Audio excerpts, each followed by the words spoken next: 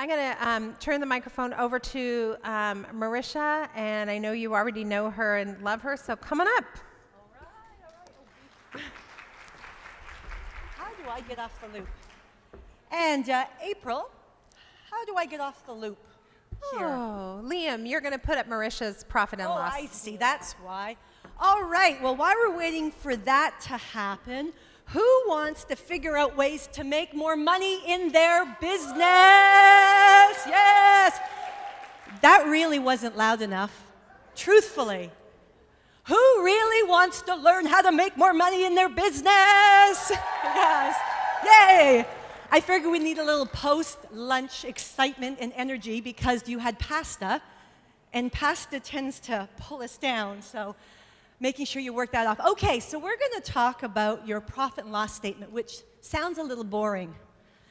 However, in fact, I'm going to give you some ways to look at it, which will be, I hope, exciting for you because it really is the access to learning about where you leave money on the table with your clients and with the backstage of how you run your business. So just imagine this for a second when I talk about profit and loss statements. Just consider, you go to a tennis match. So for example, the Australian Open is going on right now, if you've been following it. And you go and you're watching your favorite players playing, and they're hitting the ball back and forth. Strong, sexy athletes, back and forth in the game, back and forth, wow, woo, I scored a point. However, you look up, and there's no scoreboard. None whatsoever. How do you know who's winning the game? How do you know who's been hitting aces? How do you know what the results look like? You don't. And it's actually a ridiculous example, isn't it? Because in sport, we always keep score. And if you look at these two scoreboards from two different sports, you will see, even on this small scoreboard, there are many metrics that are recorded in the course of a game. So who can tell, just by looking at these scoreboards, which sport is being played? Anyone got any ideas? What about the top left one? Anyone know what that is? Basketball, right? So there are specific metrics that they score and use for basketball to know who's winning, who's ahead, how much time is left in the game. However, if you go to the bottom scoreboard, what sport is that? Baseball, no time clock, right? Not important part of their game. But there are other things that are important, such as how many runs were scored in the inning. We just take it for granted that they will have scores and specific metrics for their business. Bruce mentioned earlier how important your metrics are in your business. Anyone who's worked with me knows that's very important when I'm working with my clients, that they have different scoreboards. You will have a different scoreboard than other people in other industries, just like in different sports. However, there is one scoreboard that's pretty much consistent across any business you go to, and that is your profit and loss statement. One of many. I'm talking about this one today because I think it can give a lot of incredible insights, and I'll share with you what I think those insights are in terms of a profit and loss statement. But first of all, let's talk about what one is. P&L, an income statement, many different names for it. And ultimately, it provides information that shows the ability of a company to generate profit by increasing revenue and reducing costs. Again, sounds a little boring, but when you get into it, it's the bottom line of how much money you bring back to your pocket. And for me, money really is just energy. And what I mean by that is that you put lots of good energy into the work you do for your clients, and then in return, you would like their money, which then fuels energy for you to do more things in your business or do more things for you in your life. It's a simple exchange. However, if you don't actually know what that is, it's very hard to understand how much more you should be asking for, or whether that energy you're putting into your clients, into your business, is really paying back in a way that makes it worthwhile for you. So the third thing that's important about a profit and loss statement is it helps you manage risk. And managing risk is important because risk is about decision making. And Bruce talked a lot this morning about choice. So a good P&L will help you make choices in your business. So what I'd like you to do now is, you were asked to bring your profit and loss statements to this conference. If you have them, would you pull them out now? Because I'm going to actually reference them in my conversation with you. So pull them out. If you didn't bring it, that's okay. You know, there's takeaway notes that you can do this exercise afterwards, but there's no time like the present. So you might even want to take a little guess if you know what these numbers are. Before we actually, though, go into what this all means, I just want to ask you what your current experience is of your profit and loss statements, your P&Ls.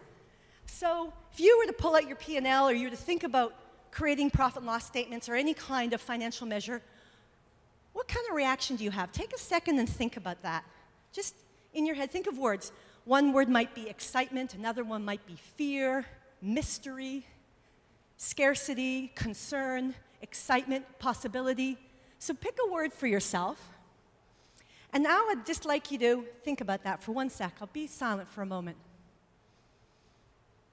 Think about that word. Now, just turn to the person beside you, and if there's 5 at the table, just 3 of you share those words. I just want to hear a lot of noise now. Just share to the person beside you, and you think about profit and loss statements and your financials. What's a word?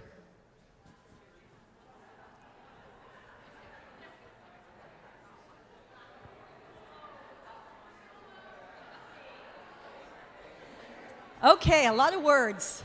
Let's hear some of them. Just shout it out really loud. We won't go around with the mic because I only want 1 word from you. Let's see a couple hands. Shout it out.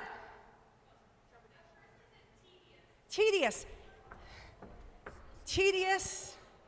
Tedious. Oh my God, here I go. My flip chart problem spelling. Yes, go ahead. Trepidation. Trepidation. What else? Scary? Excitement. Scary. Excitement. Let's hear from the back. Interest? Interest. Good.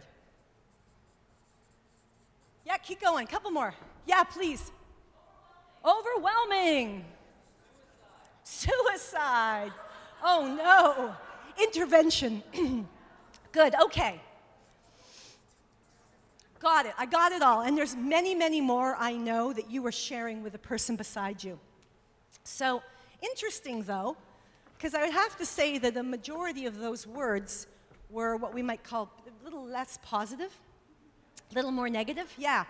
So why is that? Well, first of all, if you look at this, it's an intimidating looking document.